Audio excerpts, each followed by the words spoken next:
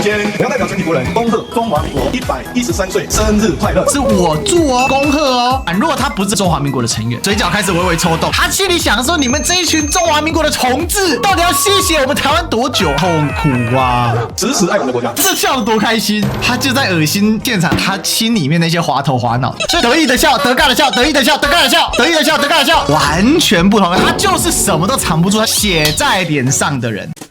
Ladies and gentlemen, welcome the host. 有看过国庆晚会总统全程不呆的吗？我跟你讲，马英九跟蔡英文，除非特殊状况，就是做好做满，他就是做不到。他在呆，他要抓狂，他看到这个，一直吐血，他只能容忍他自己在那边讲话。再来，你有没有发现一个事情？总统来，副总统为什么不来呢？因为副总统更台独啊！副总统怎么会出席这种国庆晚会的现场呢？首先，我要代表全体国人恭贺中华民国113岁生日快乐！是我祝哦，恭贺哦！如果他不是中华民国的成员，他这个底层逻辑是完全不一样的开始不自然了，有没有？嘴角开始微微抽动了。我跟你讲，很刻意，有没有？好难受，很痛苦啊！他心里想说：你们这一群中华民国的虫子，到底要谢谢我们台湾多久啊？愿世纪平安，八绝有情。马上就把台湾讲出来。我要感谢韩国瑜院长，还有台北市政府蒋万安市长率领的团队，为了今年国庆的各项活动，大家可以说卯足了全力。为什么要讲这个？消毒嘛，因为之前卡韩卡得太凶了，差点这个字就黄了。还好台北市商业气息浓厚，多的是大企业可以赞助，只是整体的水准跟整体的破碎感就比较强。尤其是今天晚上的晚会是睽违8年之后再度回到台北举办，他很在意这件事。蒋家后代来担任台北市长，办这个国庆晚会，我嘞。韩国瑜院长是找人再找人，韩国瑜也是讲找人再找人，两个人都不约而同讲到同一句话。为什么？赖清德是在酸韩国瑜说：你看吧，我没有帮你，你难做了，对不对？你林北红地啦，把林北归了来。我们在庆祝各项活动的时候，也最重要一样意义，也就是我们一定要铭记，我们是一个主权独立的国家。韩国瑜从头到尾没有任何政治语言，赖清德开场就要放政治语言。我们要爱我们的国家，开口就停了，时时爱我们的国家，得意的笑出来了，学习先贤先烈的精神。他就在想，我拿国民党的烈士来恶心你们这一群华国派的废物，你们在华国嘴舔够，牺牲奉献，该上战场上战场啊！奇怪，为什么青鸟都不上战场？我们要团结守护国家主权，维护民主自由人权的生活方式，才不辜负这么多年来牺牲奉献的每一个人。你看这笑得多开心，他就在恶心现场那些他心里面那些滑头滑脑的大陆75岁以上的老百姓，你们有福了。你可以马上申请中华民国身份证，因为依据我们的国籍法，你这是我们的合法国民啊。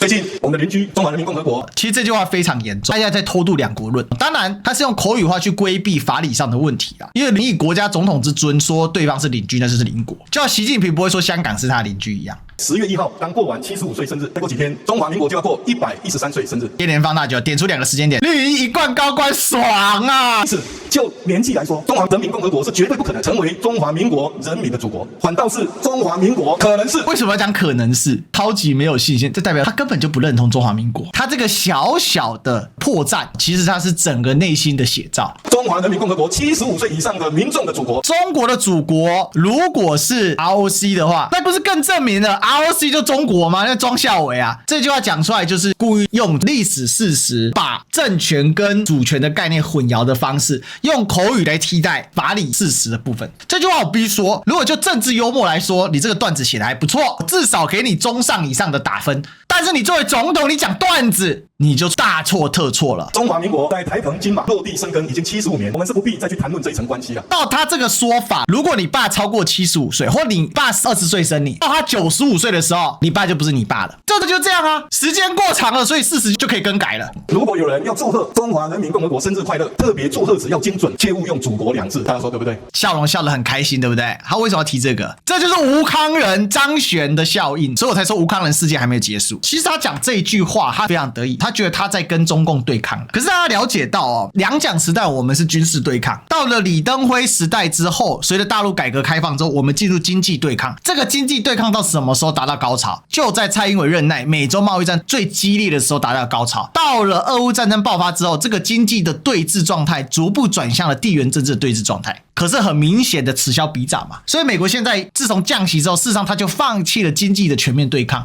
他开始再次的转向文化对抗。台湾的整个气候就是受这个背景影响，只是台湾会发生的更快、更前沿。赖清德他以为他恶心到大家，他为什么要那么针对这些艺人呢？这些艺人你要想哦，过去我们说到对岸去赚钱的艺人是什么？他可能他家里是外省华侨的，再来去的艺人慢慢有一些台湾本土的艺人去了，他本身人是欧阿韩籍，再去有很多台湾本土的，然后而且在对岸红的不得了，比如说伍佰。再来新生代的道五郎通通都去了啊，现在连太阳花系列都去了，所以他为什么继续在追杀？这代表我们在全面对抗当中越来越后退，我们从军事后退到经济，再从经济后退到文化，现在等于是整个文娱产业全面的西进，所以这个扩散已经压迫到了民进党整个的生存危机跟意识感了。这也是为什么黑熊对于黑悟空这么的愤怒啊，因为他们知道再退一步退无实所。现在台独的独卯叫赖清德，赖清德下课之后还有台独吗？赖清德问题其实是台独最后要摊牌了。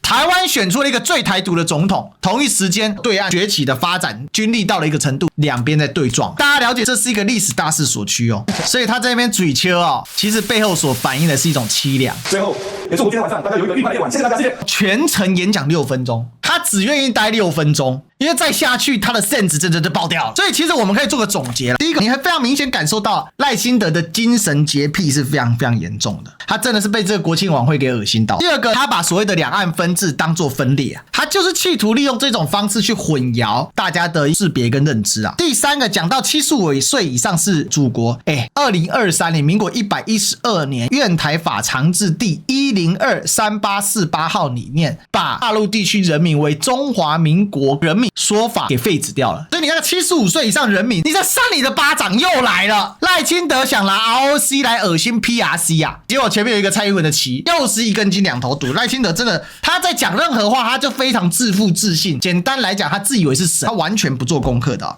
再来，事实上呢，如果要照他这样子去解释两岸是邻国，那你2758号的诠释就极大有问题，因为1971年2758号决议文主文做成之前有2次表决，一个是一中一台案，一个是2个中国代表案，通通被联合国否决，这个全部是联合国登记在案的。2758号决议之前第3案才是你所谓的一个中国代表权啊，也就是中国代表权的更替案，最后是驱除蒋介石及其非法代表。你要玩2758决议文，你事实上再次证明中华民国在国际法理上是被消灭的哦，每一个论述是通的啊。所以赖清德事实上证明一件事情嘛，对国家、对两岸、对地缘政治一窍不通。最后这个高来高去，还有一个对决，韩国瑜将会在国庆当天的盛典上面邀请古宁头老兵来。为什么邀请古宁头老兵？叫做国共内战史观。民进党的态度过去对古宁头对823态度是什么？那是国民党跟民进党打的，关我屁事啊！谁叫你今天要做中华民国总统？你要选你就要承担。所以拿国共内战史观来破你的民国之说啦。中华民国不可能是中华人民共和国祖国。其实这背后还反映一个事情是什么？赖清德对于政权跟所谓的主权的逻辑完全狗屁不通。如果照这样说法的话，那清朝不就中华民国的祖国了吗？你脑袋有问题吗？这是搞不清楚状况那你赶快去叫大清皇帝万岁啊！是不是？所以事实上赖清德现在很慌啊。左正东教授他在报告的时候给我们讲，你去总统府网站113年国庆晚会，他把我们的邻居这句话给修掉了。这是总统府官方的逐字稿哦。总统提到，最近中华民国在10月1号要过完75岁生日的，邻国怎么不见了？闯祸了嘛，只好靠幕僚在后面去更正嘛。这里讲的话不敢登在总统府的新闻稿上面啊，有这种总统吗？你跟我说他真的很硬气，跟企业下一刻总统府的新闻稿就自己修掉了，所以这叫什么坚持？那实在是太北蓝了啊！他以为他想当个很嚣张跋扈的暴君啊，但他事实上是个孬君啊，孬死了。其实他这种孬个性，上次不就被俄罗斯教训了一次了吗？俄罗斯直接怼他啊，你是旺旺啊，你在废啊，不敢回答。